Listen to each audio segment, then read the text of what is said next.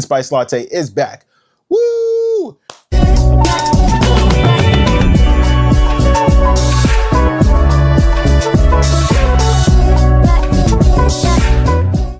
What is going on, everybody? It is a podcast host, Nate Airy of the Talkin Block, and we are back. If you're new, thank you for tuning in. If you're an old watcher, thank you for tuning in. On the podcast, it's all about talking about everything, no matter how big, no matter how small. We talk about my big toe, we talk about my little toe. We talk about my big head, whatever the case may be, my small eyes, small nose. We talk about how big the world can be and how small it can be at times. Again, no matter how big, no matter how small. If we can change one mind, that mind will change another. Those minds will change so many more. Become a chain of changed minds. That's the motto here. You like that? You like that? So, join the neighborhood. Come in, chat with us. Spend some time together. I just thank you for tuning in. I'm looking on, well, let me fix my hat real quick. You guys know that I like to keep my phone up because I'm using my Osmo Pocket 3. And, with that, I have a little app so I can see what's going on. But I'm realizing that I need a backdrop soon. Like, just something to get rid of this darn white. Needs to go. Bye-bye. Soon enough. But that comes in time. That's not why we're here, though. We like to get down and dirty. I think that's about every introduction that I can get you. So, poem of the day. Let's get to it. Poem of the day is meant to get those brain juices flowing. It's meant to make you think.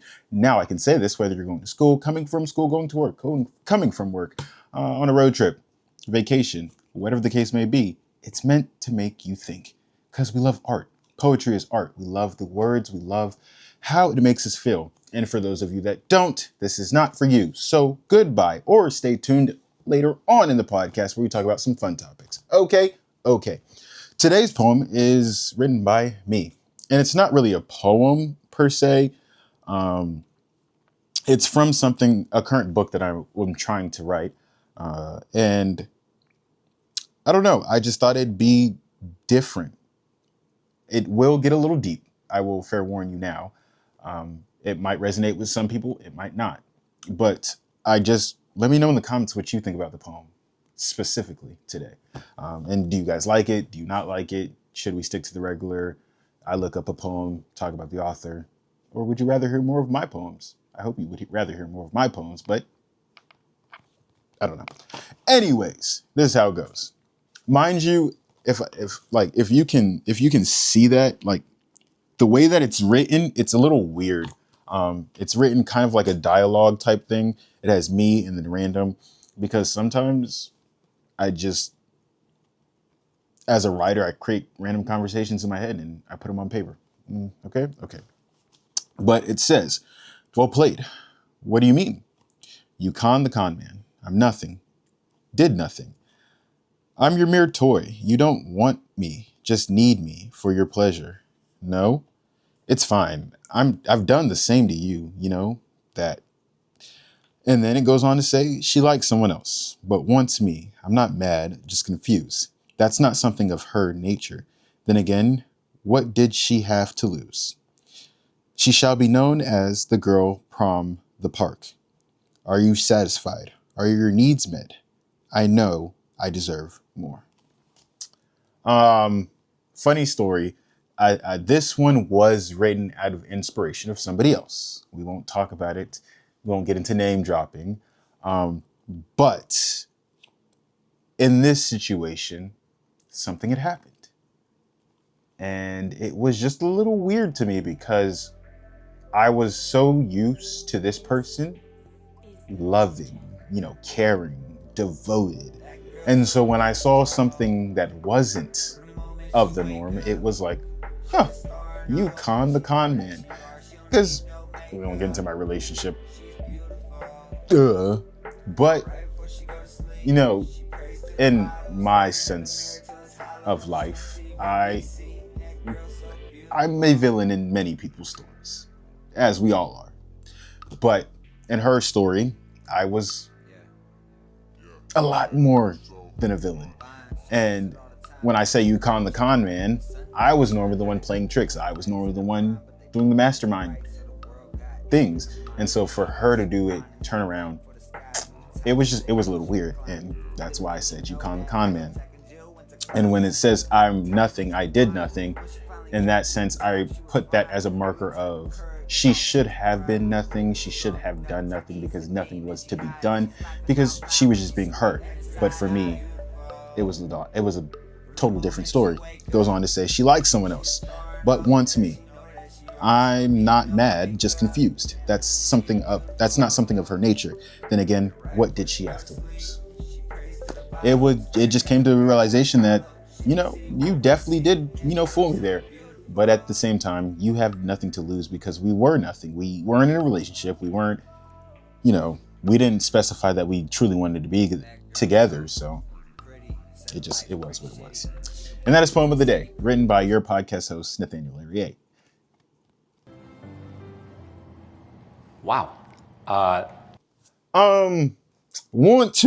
Moving on. But I want to talk about something real quick because it was asked to me, hey, Nate, are you taking a break? Won't say who asked, but in the heat of the moment, I was like, no, I'm not taking a break. And that was mainly because we're going to flash back a little bit. I run track upon other things that I do, such as writing books and all of the above.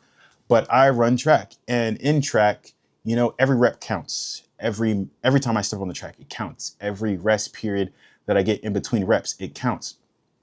And so when I think of break, I think coach coming up to me and be like, hey, do you need a break? Because either something mechanically when I'm running doesn't look right, I'm injured and I just need to rest, or, I'm mentally not there and I need to, step off for a minute. But every time I've looked at that, anytime coach had asked me, I always thought that it meant that coach thought I was quitting. And so when it was asked to me, hey, Nate, are you taking a break from the podcast? My reflexes automatically thought, oh, so you think I'm quitting? And so in the sense, I said, no, I'm not taking a break.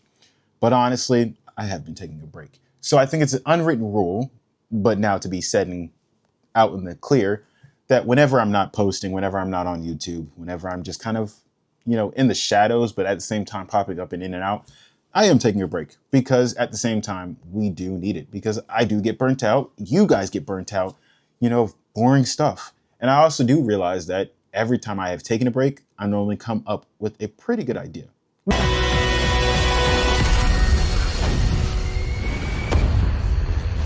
Which leads us into a new segment. Forget about topic of the day. We're throwing that out the window. Now it is TTB's Hot Take. On TTB's Hot Take, it is where I become possibly the enemy, or I possibly become a lover of all. Either way, it's my opinion and it's how I think about whatever topic. In today's topic, it's about the summer I turned pretty.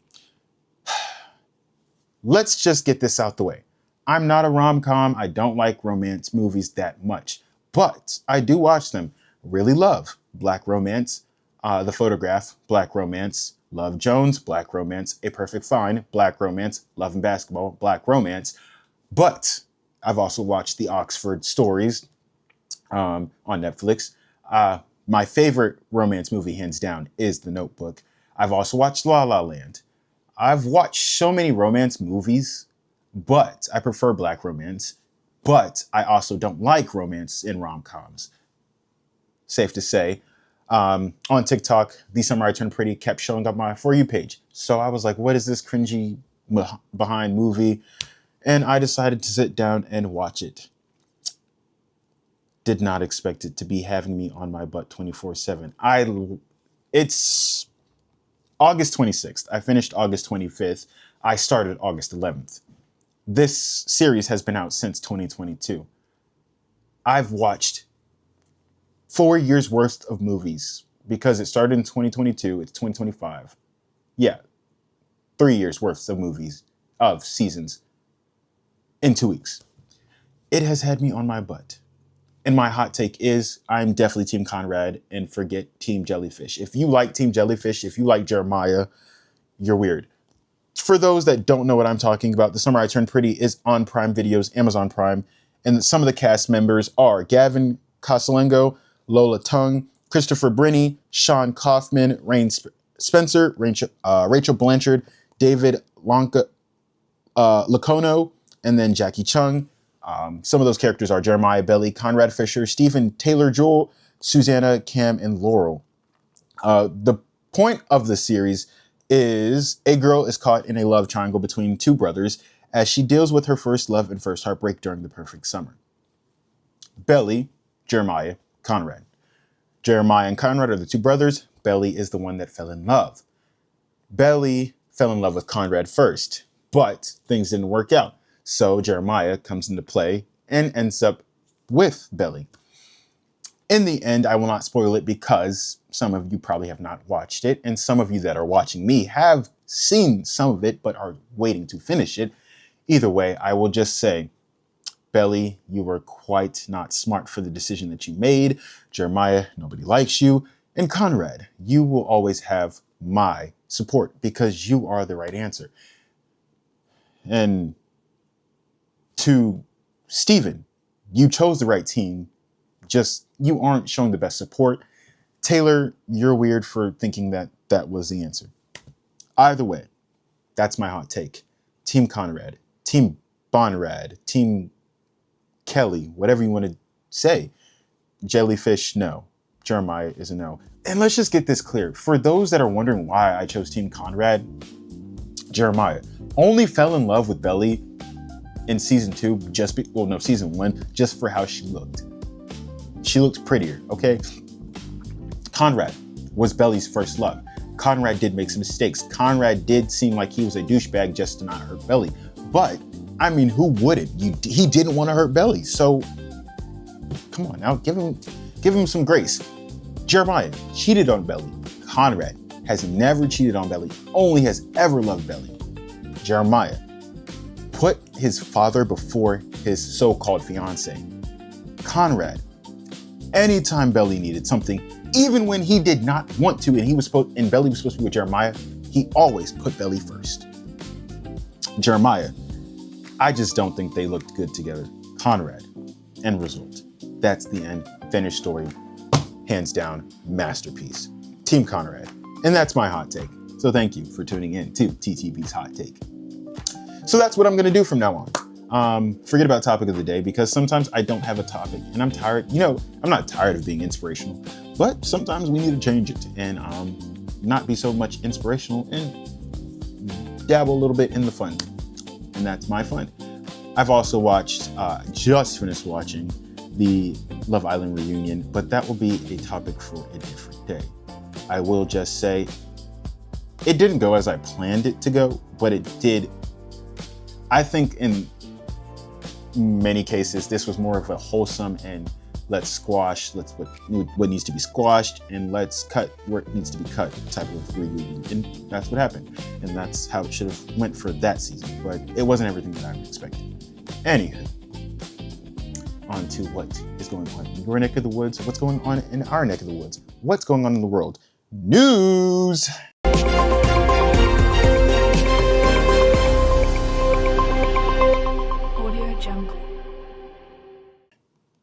On today's news, we are talking about Starbucks. As a fellow partner in the company, which means I am employed by them, I cannot say too much, but I will say just enough to help you guys understand how I am feeling. The pumpkin spice latte is back. Woo! If you've ever seen that one video, I love talking about it every time pumpkin spice comes around. It's this lady in a car, it's a cartoon, and she goes around in the drive-thru, she's like, give me that pumpkin spice latte. Because she loves pumpkin spice turns into pumpkin. Love that. If you haven't seen it, go watch it. I'll probably put in the video, hopefully I won't get tagged for it, but we'll see. But either way, it is pumpkin spice season, and we are glad it is here, sort of, kind of. On USA Today, we are less than a week away. Why again, we are now here. From the calendar flipping from August to September, which means people and companies are gearing up for the start of fall. Starbucks has unveiled its fall menu for 2025 with items including the immensely popular pumpkin spice latte, available beginning today, August 26th. First introduced in 2003, so about 20 years old. Same age as me, but I was born in 2004. The return of the PSL, pumpkin spice latte, has become an annual rite of the late summer since Starbucks introduced the drink. Over the last 2 decades, customers have looked forward to the pumpkin spice latte return. Literally, because when I tell you, for the past 2 weeks before this today, it has been, hey, is the pumpkin spice latte returned yet? And we're just like, no, not yet. It is coming soon, so bear your boots down because I promised you it is coming, but it is not here. And now it is, do you guys have this summer berry? No, it's the summer berry is gone. We're heading into fall. I'm sorry. Don't know what to tell you. Why I bring this up is because please bear with your fellow baristas. And this is why I say this, because for some odd reason, it is just coffee, guys. When you get upset because we forgot your whipped cream and pumpkin spice toppings, it is never that serious. I understand that you want your drink the way that you want it, but sometimes we are understaffed. Keep that in mind. We have to write on cups, act pleasant, even though we are not always pleasantly acted to. Keep that in mind. We work long hours, especially in this type of season. Keep that in mind. And not always are we treated fairly by the company. Keep that in mind. So when we don't always get it right, we apologize. But please do keep in mind, we are trying our best. But on the other hand, enjoy your pumpkin spice because it is not going to last for long, because my favorite flavors, creme brulee and chestnut praline and sugar cookie, come into town sometime soon in your neighborhood. And I'm extremely excited. We just have to get through pumpkin season first. But enjoy your fall. Enjoy the pumpkin spice latte while it is here. Also enjoy the new Italian sausage egg bites, which I'm really excited to try. Those are a seasonal food item. And I think that's about it. Yeah. As for what's going on in the Black neighborhood, let's talk about Shiloh Sanders real quick. Shiloh Sanders is the son of the great Cowboys player, Deion Sanders, also brother to Shedeur Sanders. Recently, it has been discussed that 24 hours within him being waived, Shiloh Sanders may end up on the Bucs despite punchy preseason. Shiloh Sanders could end up being on the Tampa Bay Buccaneers roster for 2025 season, despite reportedly being waived following an ejection in the final preseason game of the year. The Buccaneers waived the defensive back less than 24 hours after he was ejected from the team's games against the Buffalo Bills. According to multiple reports, he threw a punch at the Bills tight end Zach Davidson. I'm going to ask you 3 questions. They are all, well, I'm going to answer them too. And they are all no's, but bear with me. Should Shiloh Sanders have thrown that punch? No. Did he deserve the ridicule that the league and people were giving him? No. Was he in the wrong for throwing that punch? No. Ocho Cinco and I forgot his full name, but on the Shay Shay podcast, Ocho Cinco was talking about how Shiloh should have kept his composure, and he is absolutely right, because in the world of a league where it is the white that dominate, unfortunately, you even have your head coach saying that, hey, he shouldn't have acted like that. Honestly, he should have, because it is a very physical sport, and in the physicality of it, sometimes things do get a little too physical. And I think that's what happened in that moment, and Shiloh Sanders responded. But yes, Ocho Cinco was right. He should have kept his composure because, again, in a white-dominated league, hate to say it, we're now looking at the fact that you were possibly waived and your opportunity for such an amazing talent has been put on the chopping block. Although now it is saying that he might come back. Also, to look at it, your brother is also getting ridiculed and more apparent by the Browns because of most likely who his dad is. His brother, Shedeur Sanders, was kicked out of the game against my team, the Rams, August 23rd, 2 minutes in, when I really think that they should let him show what he is able to do in a 2-minute mark, but he was not able to. It's just a lot for the Sanders brothers. I was about to say Shedeur brothers.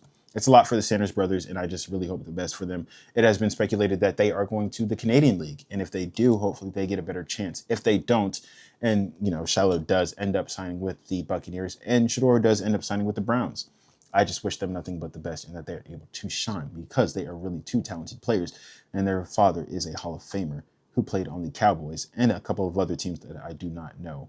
But at the end of the day, it is what it is. And like I keep repeating, it is a white-dominated league, and sometimes we just don't always have the best interest at heart when comes down to our coaches and all of the above. At the end of the day, I wish them nothing but the best, and that is all I've got for you guys on the podcast. So be sure to listen on Spotify, Apple Podcasts, Radio Public, wherever you get your audio podcast from. Tune in on Instagram, well, tune in on YouTube. Like, comment, subscribe. Follow me on Instagram at TheTalkin'Block, TikTok, Toast.2.becoming. And if I can change my mind, that mind will change another. Those minds change something more, become a chain of changed minds. TTB, Toast Becoming. I love you guys. Stay tuned. I might be back next week. Who knows? Might still be on a break. But that's none of your business. I just want you to show up next time. All right? Love you, appreciate you, and I will see you guys once again.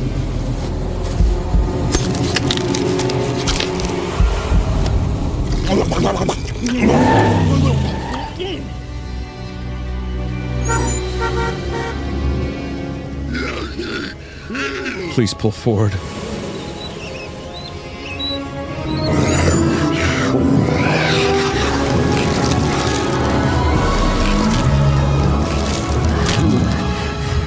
Ma'am, I don't know if I can give you this drink. It doesn't seem right.